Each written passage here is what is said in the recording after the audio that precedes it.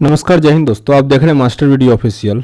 और अभी हम लुसेंट सामान्य ज्ञान का बुक जो है वो शुरू किए हैं। इससे पहले लुसेंट ऑब्जेक्टिव सामान्य ज्ञान, हालांकि दोनों साथ में ही चल रहा है, उसमें भी कई सारे एक्सरसाइज हमने कंप्लीट किया है। ये न्यू एडिशन है और यहाँ पे आपको लुसेंट का सभी बुक मिल जाएगा।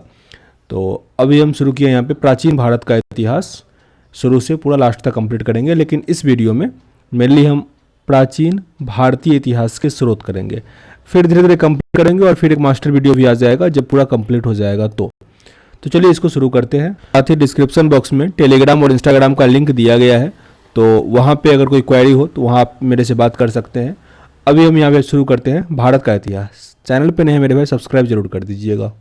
दिया गया है, उत्तर में हिमालय से लेकर दक्षिण में समुद्र तक फैला यह उपमहाद्वीपीय भारतवर्ष के नाम से ज्ञात होता है। उत्तर में हिमालय से लेकर दक्षिण में जो समुद्र है, चाहे आप इधर अरेबियन सी कह लो या बे ऑफ बंगाल, ये क्या हो जाता है, भारतवर्ष होता है। यहाँ पे एक टर्म यूज किया जाता है भारतीय उपमहाद्वीप या प्रायद्वीप। उसमें जो कंट्री आता है उसमें आपको नेपाल आएगा, भूटान आता है, पाकिस्तान आता है और इंडिया तो आता ही है। तो ये 4 कंट्री आते हैं भारतीय उपमहाद्वीप में, जिसे महाकाव्य तथा पुराणों में भारतवर्ष अर्थात भारतों का देश कहा गया है और यहाँ के निवासी को भारती कहा गया है। भारती का अर्थ है कि भारत की संतान। भारत एक प्राचीन कबीले का नाम था। प्राचीन भारतीय अपने देश को जम्बू द्वीप अर्थात जामुन वृक्षों का द्वीप कहते थे। प्राचीन ईरानी जो थे इसे सिंधु नदी से जोड़ते हुए इसे सिंधु कहकर पुकारने लगे और फिर बाद में उसे हिंदू कहने लगे। यही नाम फिर पूरे पश्चिम में फैल गया। पूरे देश को इसी एक नदी के नाम से जाना जाने लगा। यूनानी इसे इंदे कहते थे और अरब इसे हिंद कहते थे। मध्यकाल में इस देश को हिंदुस्तान कहा जाने लगा था। यह शब्द भी फारसी शब्द हिंदू से बना हुआ है। हिंदुस्तान शब्द फारसी शब्द हिंदू से बना हुआ है। यूनानी भाषा के इंदे के आधार पर अंग्रेजी से इंडिया कहने लगे। विंध्य की पर्वत श्रृंखला देश को उत्तर और पश्चिम दोनों भागों में बांटती है। जो विंध्य का पर्वत है, कई बार ये प्रश्न आता है कि भारत को जैसे उत्तर भारत और दक्षिण भारत कहते हैं, तो वो कौन बांटता है, विंध्य का पर्वत श्रृंखला। उत्तर में इंडो यूरोपियन परिवार की भाषाएं बोलने वालों तथा दक्षिण में द्रविड़ परिवार की भाषा बोलने वाले अधिक हैं। और यहाँ पे नोट में लिखा गया है कि भारत की जनसंख्या का निर्माण जिन प्रमुख नस्लों के लोगों के मिश्रण से हुआ है, यो है प्रोटो ऑस्ट्रेलियाइड, पैलियो मेडिटेरेनियन, काकेसाइड, नेग्रेयाइड और मंगोलियाइड। कई बार ये प्रश्न आता है कि जैसे मंगोलियाइड जो है कहाँ से आया हुआ था, तो ये आगे दिया गया है, पढ़ेंगे, पर ये सब मेन जो है वो नस्ल है। भारतीय प्राचीन के अध्ययन की सुविधा के लिए इसे 3 भागों में बांटा गया है: प्राचीन भारत का इतिहास, मध्यकालीन भारत का इतिहास और आधुनिक भारत का इतिहास। सबसे पहले यहाँ पे नोट में जो डिफाइन होता है वो, सबसे पहले इतिहास को 3 भागों में बांटने का श्रेय जर्मन का इतिहासकार था क्रिस्टोफ सिलियस, उन्हीं को जाता है। ये 1638 से लेकर 1707 एडी तक गुजारा रहा था। तो अब यहाँ से शुरू होता है प्राचीन भारत का इतिहास। प्राचीन भारतीय इतिहास का स्रोत, ये पहला एक्सरसाइज है। प्राचीन भारतीय इतिहास के विषय में जानकारी मुख्यतः 4 स्रोतों से प्राप्त होती है: धर्म ग्रंथ, ऐतिहासिक ग्रंथ, विदेशियों का विवरण एवं पुरातत्व संबंधी साक्ष्य। ये 4 कौन कौन से हैं? धर्म ग्रंथ, ऐतिहासिक ग्रंथ, विदेशियों का विवरण एवं पुरातत्व संबंधी साक्ष्य। धर्म ग्रंथ एवं ऐतिहासिक ग्रंथ से मिलने वाली महत्वपूर्ण जानकारी, इसमें भारत का सर्वप्रथम जो धर्म ग्रंथ है वो वेद है। भारत का सर्वप्रथम धर्म ग्रंथ वेद है, जिसके संकलनकर्ता महर्षि कृष्ण द्वैपायन वेद व्यास को ही माना जाता है।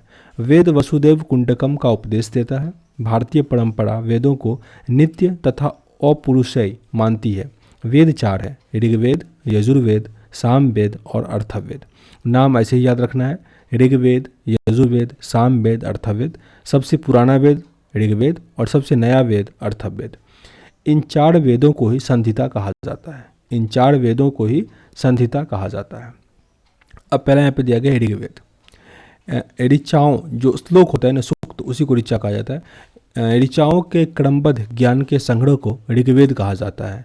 इसमें 10 मंडल, 1028 सूक्त, जिसमें 11 सूक्त सहित है, एवं 10,462 ऋचिकाएँ हैं। इस वेद के ऋचाओं को पढ़ने वाले ऋषि को होर्त कहा जाता था। जो इस मतलब इसको श्लोक को पढ़ता था उसे होर्त कहा जाता था। इस वेद से आर्य के राजनीतिक प्रणाली, इतिहास एवं ईश्वर की महिमा के बारे में जानकारी मिलता है। जो ऋग्वेद है इसमें राजनीतिक प्रणाली, इतिहास एवं ईश्वर की महिमा के बारे में जानकारी मिलता है। विश्वामित्र द्वारा रचित ऋग्वेद के तीसरे मंडल में सूर्य देवता सावित्री को समर्पित गायत्री मंत्र है। ये प्रश्न कई बार आता है कि गायत्री मंत्र किस वेद में समाहित है, तो ऋग्वेद में। गायत्री मंत्र ऋग्वेद में है और ये तीसरे मंडल में है। तीसरे मंडल में है। इसके 9वें मंडल में सोम देवता का उल्लेख है। ऋग्वेद के 9वें मंडल में सोम देवता का उल्लेख है और कुल मंडल इसमें कितना है ऋग्वेद में? 10 मंडल है, 10। इसके 8वें मंडल में हस्तलिखित ऋचिकाओं को खिल कहा जाता है। खिल, जो 8वें मंडल में हस्तलिखित ऋचिका है उसको खिल कहा जाता है, जबकि यहाँ होर्त क्या था? जो इस वेद को पढ़ेगा उस ऋषि को होर्त कहा जाता था। चतुर्वर्णीय समाज की कल्पना, जो 4 वर्ण होता है, इसका कल्पना इसी के 10वें मंडल में वर्णित पुरुष सूक्त से है। इसके अनुसार 4 वर्ण ब्राह्मण, क्षत्रिय, वैश्य तथा शूद्र आदि पुरुष ब्रह्मा के क्रमशः मुख, भुजा, जांघ और चरण से उत्पन्न हुआ है। यानी मुख से ब्राह्मण, भुजाओं से क्षत्रिय, जंघाओं से वैश्य और चरणों से शूद्र हुआ है। ये किस में है? 10वें मंडल में है ऋग्वेद में, जिसे पुरुष सूक्त कहा जाता है। और यहाँ पर कुछ एक्स्ट्रा फैक्ट लिखा गया है, नोट में दिया गया कि धर्मसूत्र 4 प्रमुख जातियों की स्थितियों, व्यवसायों, दायित्वों, कर्तव्यों और विशेषाधिकारों में स्पष्ट विभेद करता है।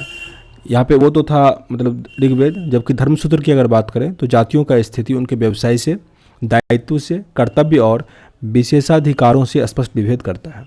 ऋग्वेद के कई परिच्छेदों में प्रयुक्त अधन्य शब्द का संबंध गाय से है। गाय को ऋग्वेद में लिखा गया है अधन्य। अब यहाँ ईसा पूर्व और ईस्वी के बारे में कुछ जानकारी दिया गया है कि वर्तमान में प्रचलित जो ग्रिगोरियन कैलेंडर होता है, जिसमें जनवरी फरवरी हम लोग देखते हैं, जो यूज़ करते हैं मेनली, तो ये है ग्रिगोरियन कैलेंडर। ईसाई धर्मगुरु ईसा मसीह के जन्म वर्ष पर आधारित है।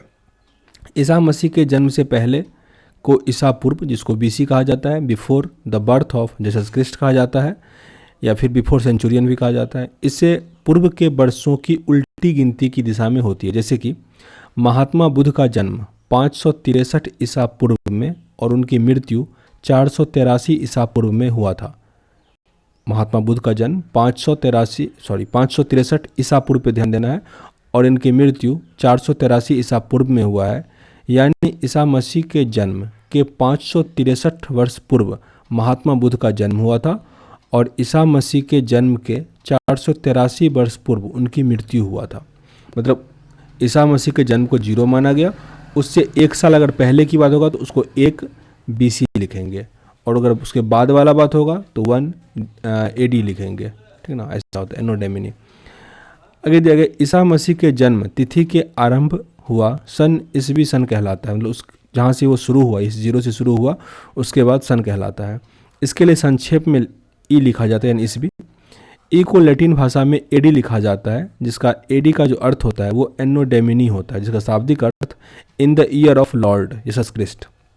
ये लैटिन शब्द है एनो डोमिनी, जिसका अर्थ क्या होता है? In the year of Lord.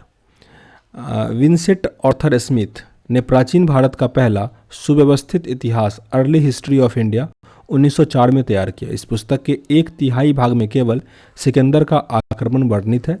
इसमें भारत के स्वेच्छाचारी शासन वाला देश कहा गया है, जिसे ब्रिटिश शासन की स्थापना से पहले कभी राजनीतिक एकता का अनुभव नहीं हुआ था। उन्होंने लिखा कि वस्तुतः भारतीय इतिहासकारों का सरोवर शासन के एकमात्र स्वरूप तानाशाही से ही है। अब फिर ऋग्वेद पे आते हैं।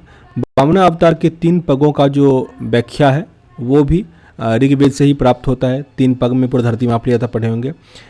ऋग्वेद में इंद्र के लिए 250 तथा अग्नि के लिए 200 श्लोक या ऋचिका की रचना की गई है। ऋग्वेद में इंद्र के लिए 250 और अग्नि के लिए 200 ऋचिकाओं का रचना किया गया है। प्राचीन इतिहास के साधन के रूप में वैदिक साहित्य में ऋग्वेद के बाद शतपथ ब्राह्मण का स्थान है। अगर बात करें वैदिक साहित्य में तो ऋग्वेद के बाद जो है वो शतपथ ब्राह्मण का स्थान है। इसके आगे आता है यजुर्वेद। सस्वर पाठ के लिए मंत्रों तथा बलि के समय अनुपालन के लिए नियमों का संकलन यजुर्वेद कहलाता है। इसके पाठकर्ता को अधर्यु कहा जाता है। अधर्व्यु। रिपीट करते हैं। सस्वर पाठ के लिए मंत्रों तथा बलि के समय अनुपालन के लिए नियमों का संकलन यजुर्वेद कहलाता है। इसके पाठकर्ता को अधर्व्यु कहते हैं। यजुर्वेद में यज्ञों के नियमों एवं विधि विधानों का संकलन मिलेगा आपको यजुर्वेद में। जो यज्ञ होता है इसके नियम और विधि विधान ये मिलेगा यजुर्वेद में। इसमें बलिदान विधि का भी वर्णन है। बलिदान का भी वर्णन जो है वो यजुर्वेद में है। यह एक ऐसा वेद है जिसमें गद और पद दोनों है। यजुर्वेद में गद और पद दोनों देखने को मिलेगा, काफ़ी इंपॉर्टेंट था। आगे सोमवेद। सामवेद। साम का शाब्दिक अर्थ होता है गान। इस वेद में मुख्यतः यज्ञों के अवसर पर गाए जाने वाले ऋचिकाओं यानी मंत्रों का संकलन है, जिसके पाठकर्ता को उद्धृत कहते हैं। इसका संकलन ऋग्वेद पर आधारित है, जिसमें कि 1810 सूक्त हैं जो प्रायः ऋग्वेद से लिए गए हैं। इसे भारतीय संगीत का जनक कहा जाता है। सामवेद को भारतीय साहित्य का जनक कहा जाता है। यजुर्वेद और सामवेद में किसी भी विशिष्ट ऐतिहासिक घटना का वर्णन नहीं मिलता है। यजुर्वेद और सामवेद में किसी भी ऐतिहासिक घटना का जिक्र नहीं मिलता है। अब सबसे लेटेस्ट है अर्थववेद। अर्थवा ऋषि द्वारा रचित इस वेद में कुल 731 मंत्र तथा लगभग 6000 पद हैं। इसके कुछ मंत्र ऋग्वैदिक मंत्रों से भी प्राचीनतर हैं। औषधि का उल्लेख सबसे पहले अर्थववेद में ही मिलता है। औषधियों का उल्लेख सबसे पहले अर्थववेद में ही मिलता है, जिसमें जो है कुल 731 मंत्र और लगभग 600 पद्य हैं। ऐतिहासिक दृष्टि से अर्थववेद का महत्व इस बात में है कि इसमें सामान्य मनुष्य के विचार तथा अंधविश्वासों का विवरण मिलता है।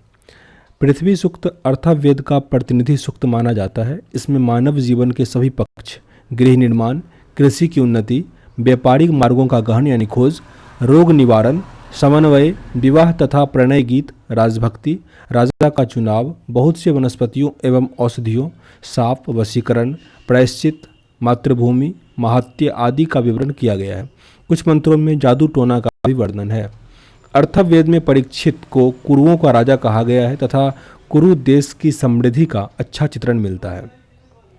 इसमें सभा एवं समिति को प्रजापति की 2 पुत्रियां कहा गया है। सभा और समिति को वेदों की भी कई शाखाएं हैं जो वैदिक अध्ययन और व्याख्या से जुड़े विभिन्न दृष्टिकोणों का प्रतिनिधित्व करती है। साकल शाखा ऋग्वेद से जुड़ी एकमात्र जीवित शाखा है। साकल शाखा यजुर्वेद को शुक्ल यजुर्वेद और कृष्ण यजुर्वेद 2 शाखाओं में बांटा गया है। यजुर्वेद को शुक्ल यजुर्वेद और कृष्ण यजुर्वेद 2 शाखाओं में बांटा गया है। मध्य निंदन और कण्व शुक्ल यजुर्वेद अथवा वाजस्नेय संहिता की शाखाएं हैं। कृष्ण यजुर्वेद से जुड़ी शाखाएं काठक, कनिष्ठल, मैत्रायणी और तैत्तिरीय है। कौथुम रानायनीय और जैमिनीय का तलवाकार सामदेव की शाखाएं हैं। अर्थववेद की शाखाएं शौनक और पेपलाद है। अर्थववेद की शाखाएं शौनक और पेपलाद है। नोट में लिखा है कि सबसे प्राचीन वेद यहाँ पे ऋग्वेद है और सबसे बाद का वेद जो है वो अर्थववेद है। आगे अब वेद कंप्लीट हो गया। आगे है ब्राह्मण, अरण्यक और उपनिषद। संहिता के पश्चात ब्राह्मणों, अरण्यकों तथा उपनिषदों का स्थान है। इसके उत्तर वैदिक कालीन समाज एवं संस्कृति के विषय में जानकारी प्राप्त होती है। उत्तर वैदिक मतलब वैदिक काल जब हो गया उसके बाद ब्राह्मण ग्रंथ वैदिक संहिता की व्याख्या करने के लिए गद्य में लिखे गए हैं।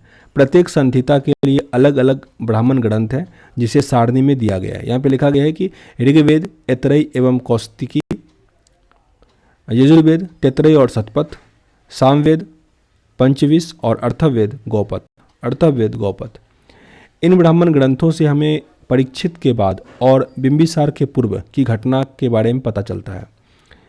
इन ब्राह्मण ग्रंथों से परीक्षित के बाद और बिंबिसार के पूर्व की घटनाओं के बारे में पता चलता है। ऐतरेय में राज्याभिषेक के नियम एवं कुछ प्राचीन राजाओं के नाम दिए गए हैं। ऐतरेय में शतपथ में गंधार, शल्य, केकई, कुरु, पंचाल, कौशल, विदेह आदि राजाओं का उल्लेख मिलता है शतपथ ब्राह्मण में। वैदिक साहित्य में ऋग्वेद के बाद शतपथ ब्राह्मण का स्थान है। रिपीटेड है ये। वैदिक साहित्य में ऋग्वेद के बाद शतपथ ब्राह्मण का स्थान है। आरण्यक में यज्ञ से जुड़े कर्मकांडों को दार्शनिक एवं प्रतीकात्मक अभिव्यक्ति है। उपनिषदों की संख्या 108, जिसमें 13 को मूलभूत उपनिषदों की श्रेणी में रखा गया है, जिसमें यज्ञ से जुड़े दार्शनिक विचार, शरीर, ब्रह्मांड, आत्मा और ब्रह्म की व्याख्या की गई है। उपनिषदों की संख्या कितना हुआ? 108। स्त्री की सर्वाधिक गिरी हुई स्थिति मैत्रेयनी संहिता से प्राप्त होती है, जिसमें जुआ और शराब की भांति स्त्री को पुरुष का तीसरा मुख्य दोष बताया गया था मैत्रेयी संहिता में। शतपथ ब्राह्मण में स्त्री को पुरुष की अर्धांगिनी कहा गया है। शतपथ ब्राह्मण में स्त्री को पुरुष का अर्धांगिनी कहा गया है। आगे है जबलापनिषद। जवालोपनिषद में चारों आश्रमों का उल्लेख मिलता है। स्मृति ग्रंथों में सबसे प्राचीन एवं प्रामाणिक मनुस्मृति माना जाता है। यह शुक काल का माना ग्रंथ था। नारद स्मृति गुप्त युग के विषय की जानकारी प्रदान करता है। जो नारद स्मृति है उससे गुप्त युग के विषय में जानकारी मिलता है। आगे देखें वेदांग और सूत्र। वेदांग और सूत्र वेदों को भली भांति समझने के लिए 6 वेदांगों की रचना हुई है। शिक्षा, शुद्ध उच्चारण शास्त्र, कल्प, कर्मकांडीय विधि, निरुक्त, शब्दों की व्युत्पत्ति का शास्त्र, व्याकरण, छंद व ज्योतिष। वैदिक साहित्य को अक्षुण्य बनाए रखने के लिए सूत्र साहित्य का प्रणयन किया जाता है।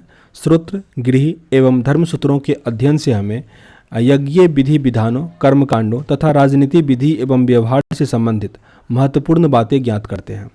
प्रमुख सूत्रकारों में गौतम, बुद्धयन, आपस्तंभ, विशिष्ट आदि के नाम विशेष रूप से उल्लेखनीय हैं।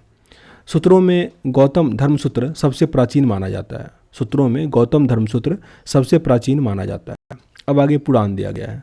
भारतीय ऐतिहासिक कथाओं का सबसे अच्छा क्रमबद्ध विवरण पुराणों में मिलता है। इसके रचयिता लोमहर्ष एवं उसके पुत्र उग्रश्रवा माने जाते हैं, जिसकी संख्या 18 है, जिनमें से केवल 5 मत्स्य, वायु, विष्णु, ब्राह्मण एवं भागवत में ही राजाओं की वंशावली पाई गई है। यहाँ पे पुराण और संबंधित वंश दिया गया है।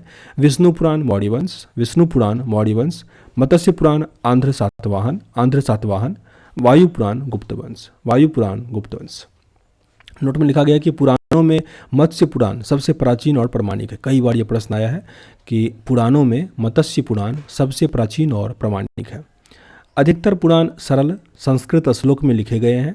स्त्रियां तथा शूद्र जिन्हें वेद पढ़ने की अनुमति नहीं थी वो भी पुराण सुन सकते थे।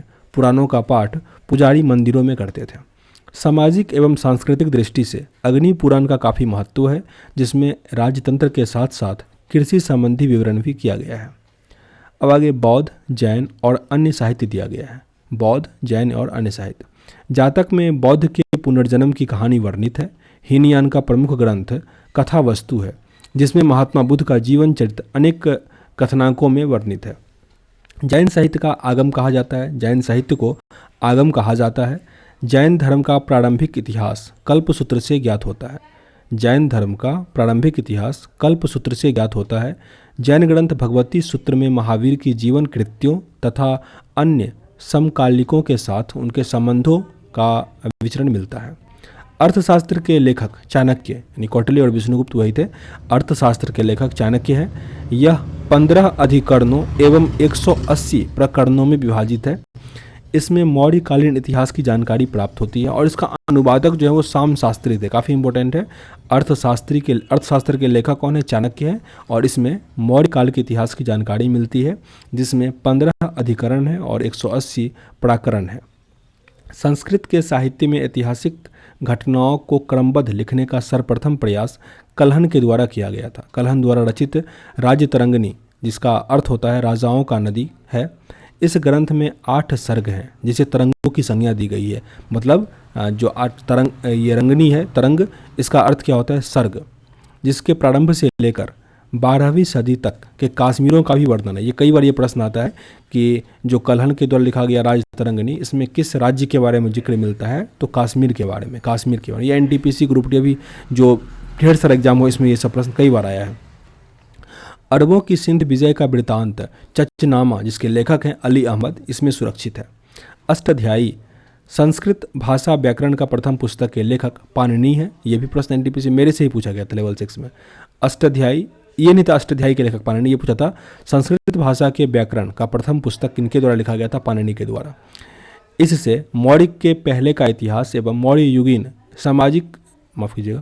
इसमें मौर्य के पहले का इतिहास एवं मौर्ययुगीन राजनीतिक अवस्था की जानकारी प्राप्त होती है। पाणिनि जो लिखा उसमें मौर्य से पहले का इतिहास और मौर्य के टाइम में राजनीतिक व्यवस्था कैसा था उसका पता चलता है। लेकिन इसे ही अष्टाध्यायी को संस्कृत भाषा का जो व्याकरण का पहला पुस्तक है वो कहा जाता है, जिसके लेखक कौन थे? पाणिनि। अष्टाध्यायी में पहली बार लिपि शब्द का प्रयोग किया गया था। लिपि जो स्क्रिप्ट होता है, लिपि, इसका प्रयोग सबसे पहले, इस शब्द का प्रयोग पहली बार कहाँ हुआ था? पाणिनि के अष्टाध्यायी में। कात्यायन की गार्गी संहिता एक ज्योतिष ग्रंथ है, फिर भी इसमें भारत पर होने वाले यवन आक्रमण का उल्लेख मिलता है। पतंजलि पुष्यमित्र सुग के पुरोहित थे, जिसके महाभाष्य से सुगों के इतिहास का पता चलता है। अब इसे आगे लिखा गया काफ़ी इंपॉर्टेंट कि विदेशी यात्रियों से मिलने वाले प्रमुख जानकारी, कई सारे प्रश्न आते हैं इससे। तो पहला है कि यूनानी रोमन लेखक, जिसे पहला दिया गया टेसियस, यह ईरान का राज्य वेद था। टेसियस कहाँ से आया था? तो ईरान से। भारत के संबंध में इसका विवरण आश्चर्यजनक कहानियों से परिपूर्ण होने के कारण अविश्वसनीय है। इसके आगे हेरोडोटस, जिसे इतिहास का पिता भी कहा जाता है, इसने अपनी पुस्तक हिस्टोरिका को 5वीं सदी ईसा पूर्व में भारत फारस यानी ईरान के संबंध का वर्णन किया है, परंतु इसका विवरण भी अनुश्रुतियों एवं अफवाहों पर आधारित है। लेकिन फिर भी हेरोडोटस को भारतीय का इतिहास का पिता कहा जाता है। सिकंदर के साथ आने वाले लेखकों में निरियाकस, अनेस्रिटकस और अरिस्टोबुलस का विवरण अधिक प्रामाणिक और विश्वसनीय है। सिकंदर के साथ ही सब आया हुआ था। आगे मेगास्थनीज, यहाँ से कई सारे प्रश्न आते हैं। यह सेलुकस निकेटर का राजदूत था जो चंद्रगुप्त मौर्य के दरबार में आया था। इसने अपनी पुस्तक इंडिका में मौर्य युगीन समाज एवं संस्कृति के विषय में लिखा था। मेगास्थनीज किसके साथ आया था? सेल्यूकस निकेटर के साथ। आगे डैमेकस, और इस तरह यूनान से आया था, ईरान से भी पढ़े हुए थे। आगे डैमेकस, यह सीरियन नरेश अंतियोकस का राजदूत था जो बिंदुसार के दरबार में आया हुआ था। इसके विवरण में मौर्य युग संबंधित है। डैमेकस किसके दरबार में आया था? बिंदुसार के दरबार में, और यह भी यूनान का ही था, सीरिया का। आगे है डायोनेसियस, यह मिस्र नरेश टॉलमी फिलेडेल्फस का राजदूत था जो कि अशोक के दरबार में आया था। डियोनिसियस अशोक के दरबार में आया हुआ था। आगे है टॉलमी, यह 2वीं शताब्दी में भारत का भूगोल नामक पुस्तक लिखा था, टॉलमी। फिर है प्लिनी, यह 1वीं शताब्दी में नेचुरल हिस्ट्री नामक पुस्तक लिखा जिसमें भारतीय पशुओं, पेड़ पौधों, खनिज पदार्थों आदि के बारे में विवरण मिलता है। प्लिनी ने लिखा नेचुरल हिस्ट्री। फिर है पेरिप्लस ऑफ द एरिथ्रियन सी, कई बार आता है ये, पेरिप्लस ऑफ द एरिथ्रियन सी। इस पुस्तक के लेखक के बारे में जानकारी नहीं है। यह लेखक करीब 80 के ईस्वी में हिंद महासागर की यात्रा पर आया हुआ था। इसने उस समय में भारत के बंदरगाहों तथा व्यापारिक वस्तुओं के बारे में जानकारी दी थी। पेरिप्लस ऑफ एरिथ्रियन सी इसके बारे में है, हिंद महासागर की यात्रा का वृतांत है इसमें, वो कैसे आया था, भारत में बंदरगाह कैसा था, वो सब। अब आगे दिया गया चीन से जो लेखक आया था उसके बारे में। तो पहला इसमें है फाहियान। यह चीनी यात्री गुप्त नरेश चंद्रगुप्त द्वितीय के दरबार में आया था। चंद्रगुप्त द्वितीय के दरबार में आया हुआ था फाहियान, जो कि कहाँ से आया था? चीन से आया था। इसने अपने विवरण में मध्य प्रदेश के समाज एवं संस्कृति के बारे में वर्णन किया हुआ है। इसने मध्य प्रदेश की जनता को सुखी एवं समृद्ध बताया है। वह 14 वर्षों तक भारत में रहा था, 14 वर्षों तक। फिर आया संयुगन, यह 518 ईस्वी में भारत आया। इसने अपने 3 वर्षों की यात्रा में बौद्ध धर्म की प्राप्तियां जो जानकारी है वो एकत्रित किया। फिर आया हेनसांग, यह हर्षवर्धन के शासनकाल में आया था। हेनसांग 629 ईस्वी में चीन से भारतवर्ष के लिए प्रस्थान किया था और लगभग 1 वर्ष की यात्रा के बाद सर्वप्रथम वो भारतीय राज्य कपिसा पहुंचा। भारत में 15 वर्षों तक ठहरकर 645 ईस्वी में वो चीन लौटा। वह बिहार के नालंदा जिला स्थित नालंदा विश्वविद्यालय में अध्ययन करने और भारत से बौद्ध ग्रंथों को एकत्र करने के लिए आया हुआ था। इसका भ्रमण वृत्तांत सीयू नाम से प्रसिद्ध है, जिसमें 138 देशों का विवरण मिलता है सीयूकी में। इसने हर्षकालीन समाज, धर्म एवं राजनीति के बारे में वर्णन किया है। इसके अनुसार सिंध का राजा शूद्र था। हेनसांग ने बुद्ध की प्रतिमा के साथ साथ सूर्य और शिव की प्रतिमाओं का भी पूजन किया था। नोट में लिखा गया कि हेनसांग के अध्ययन के समय नालंदा विश्वविद्यालय के कुलपति जो थे वो आचार्य शिलभद्र थे। ये भी प्रश्न कई बार आता है कि हेनसांग के समय या फिर इनमें से कौन नालंदा विश्वविद्यालय के कुलपति रहे थे, तो शिलभद्र रहे थे। यह विश्वविद्यालय बौद्ध दर्शन के लिए प्रसिद्ध था। आगे इत्सिंग, यह 7वीं शताब्दी के अंत में भारत आया था। इसने अपने विवरण में नालंदा विश्वविद्यालय, विक्रमशिला विश्वविद्यालय तथा अपने समय में भारत का वर्णन किया हुआ था। अब है अरबी लेखक, जो लेखक अरब से आए हुए थे। उसमें पहले अल-बरूनी, यह मोहम्मद गजनवी के साथ भारत आया था। अल-बरूनी ख्वारिज़्म या खीव, जो आधुनिक तुर्कमेनिस्तान है, का रहने वाला था। अरबी में लिखी गई इनकी कृति किताब उल हिंद और तहकीक ए हिंद, यानी भारत की खोज, कई बार ये आता है, किताब उल हिंद या तहकीक ए हिंद, अल-बरूनी ने लिखा था, आज भी इतिहासकारों के लिए एक महत्वपूर्ण स्रोत है।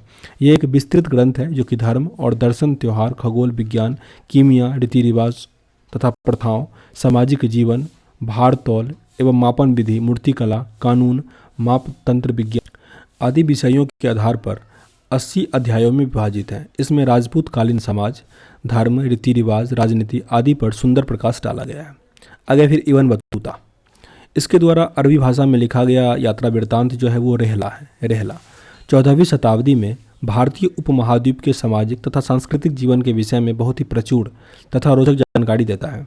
1333 ईस्वी में दिल्ली पहुंचने पर इसकी विद्वता से प्रभावित होकर सुल्तान मोहम्मद बिन तुगलक ने इसे दिल्ली का काजी और न्यायाधीश नियुक्त कर दिया था। किसे? इब्न बतूता को, इब्न बतूता। और यहाँ पे कुछ दो अन्य लेखक दिया गया, इसमें तारानाथ है, यह तिब्बती लेखक था। इसने क्यंग्यूर और तंग्यूर नामक ग्रंथ की रचना की थी। इसने भारतीय इतिहास के बारे में जानकारी मिलती है। फिर है मार्को पोलो, ये 13वीं शताब्दी के अंत में पांडेय देश की यात्रा पर आया था। इसका विवरण पांडेय इतिहास से मिलता है, मार्को पोलो का। अब है पुरातत्व संबंधी जो साक्ष्य मिला था उसकी जानकारी। भारतीय पुरातत्व शास्त्र का पितामह जो है वो अलेक्जेंडर कनिंघम को कहा जाता है। फादर ऑफ इंडियन आर्कियोलॉजी कहा जाता है अलेक्जेंडर कनिंघम को। 1400 ईसा पूर्व के अभिलेख बोगाज कोई एशिया माइनर से वैदिक देवता मित्र, वरुण, इंद्र और नास्तिय यानी अश्वनी कुमार के नाम मिलते हैं। मध्य भारत में भागवत धर्म विकसित होने का प्रमाण यवन राजदूत जो होलियोडोरस था, इसके विदेशी गरुड़ स्तंभ से प्राप्त होता है। सर्वप्रथम भारतवर्ष का जिक्र हाथी गुफा अभिलेख में है।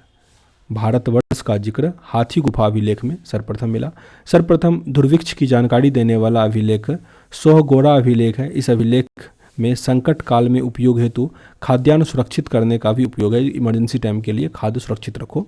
सर्वप्रथम भारत पर होने वाले हूण आक्रमणों की जानकारी भित्री स्तंभ लेख से प्राप्त होता है। भित्री स्तंभ लेख से सती प्रथा का पहला लिखित साक्ष्य एरन अभिलेख से होता है। एरन अभिलेख से सातवाहन राजाओं का पूरा इतिहास उनके अभिलेखों के आधार पर लिखा गया है। सातवाहन राजाओं का रेशम बुनकर की श्रेणियों की जानकारी मंदसौर अभिलेख से प्राप्त होता है। रेशम बुनकर का जो है वो मंदसौर अभिलेख से। काश्मीरी नवपाषाणिक पुरास्थल बुर्ज होम के गर्तावास जो गड्ढा घर है का साक्ष्य मिला है। इसमें उतरने के लिए सीढ़ियाँ होती थी। यहाँ मनुष्य के साथ साथ उनके पालतू कुत्ते को भी दफनाया जाता था। बुर्ज होम में काश्मीरी नवपाषाणिक बुर्ज होम था वहाँ पे। प्राचीनतम सिक्के को आहत सिक्का कहा जाता था। इसी को साहित्य में कासारपन कहते थे। कासारपन। सर्वप्रथम सिक्कों पर लेख लिखने का कार्य यवन शासकों ने किया। अब यहाँ पे महत्वपूर्ण अभिलेख दिया गया है। हाथी गुफा अभिलेख जिसमें तिथि नहीं था, तिथि रहित अभिलेख है। कलंग राजा खाड़वेल था। हाथी गुफा अभिलेख। जूनागढ़ अभिलेख रुद्रदामन। नासिक अभिलेख गौतमी बलश्री। प्रयाग स्तंभलेख समुद्रगुप्त। एहोल अभिलेख पुलकेशिन द्वितीय। मंदसौर अभिलेख मालवा नरेश यशोवर्मन ने लिखा था मंदसौर अभिलेख। ग्वालियर अभिलेख प्रतिहार नरेश भोज। भित्री एवं जूनागढ़ अभिलेख स्कंदगुप्त। देवपारा अभिलेख बंगाल शासक विजयसेन। अभिलेखों का अध्ययन जो है उसको हम इपिग्राफी कहते हैं। इपिग्राफी कहा जाता है अभिलेखों के अध्ययन को। आगे समुद्रगुप्त की बीना बजाती हुई मुद्रा वाले सिक्के से उसके संगीत प्रेम का प्रमाण मिलता है। समुद्रगुप्त का बीना बजाता हुआ सिक्का मिला था जिसपे वो बीना बजा रहे थे। अरिक मेडू जो कि पुदुचेरी के निकट है में रोमन सिक्के प्राप्त हुए पुदुचेरी में। सबसे पहले भारत का संबंध वर्मा जो कि वर्तमान में म्यांमार है, मालाया स्वर्णद्वीप, कंबोडिया जो कि कंबोज और जावा जिसे यवद्वीप से स्थापित हुआ था। उत्तर भारत के मंदिरों की कला की शैली नागर शैली, ये काफ़ी इंपॉर्टेंट है। जो उत्तर भारत में नागर शैली, दक्षिण भारत के मंदिर द्रविड़ शैली कहलाती थी। दक्षिणापथ के मंदिरों का निर्माण में नागर शैली और द्रविड़ शैली दोनों का प्रभाव था। इसे वेसर शैली कहलाया। वेसर शैली में द्रविड़ और नागर दोनों था। ये मेनली आपको कहाँ देखने को मिलेगा? तो ये दक्षिणा पथ में जो मंदिर का निर्माण हुआ वो, लेकिन मेनली दक्षिण में जो है वो द्रविड़ शैली है और उत्तर में नागर शैली का जिक्र किया, मतलब उससे बना हुआ है। पंचायतन शब्द मंदिर रचना शैली का संबंधित है। पंचायतन शब्द जो है वो मंदिर रचना शैली से संबंधित है। एक हिंदू मंदिर तब पंचायतन शैली का कहलाता है जब मुख्य मंदिर 4 सहायक मंदिर से घिरा होता है। पंचायतन मंदिर का उदाहरण ढेर सारा है। कंदरिया महादेव का मंदिर जो कि खजुराहो में है, ब्रह्मेश्वर मंदिर भुवनेश्वर का, लक्ष्मण मंदिर खजुराहो का ही, लिंगराज मंदिर भुवनेश्वर का, दशावतार मंदिर देवगढ़ उत्तर प्रदेश और गुंडेश्वर मंदिर महाराष्ट्र का। ये सब पंचायतन मंदिर का एग्जाम्पल, पंचायत में बैठे हुए हैं सब, 4-5 मंदिर बगल में हो उस टाइप से। तो आगे जो दूसरा एक्सरसाइज है वो है प्रागैतिहासिक काल। इसको अगले वीडियो में कंप्लीट करेंगे। मेरे भाई सेशन अगर अच्छा लगा हो तो लाइक और शेयर जरूर कीजिएगा और मिलते हैं नेक्स्ट वीडियो में। तब तक के लिए जय हिंद।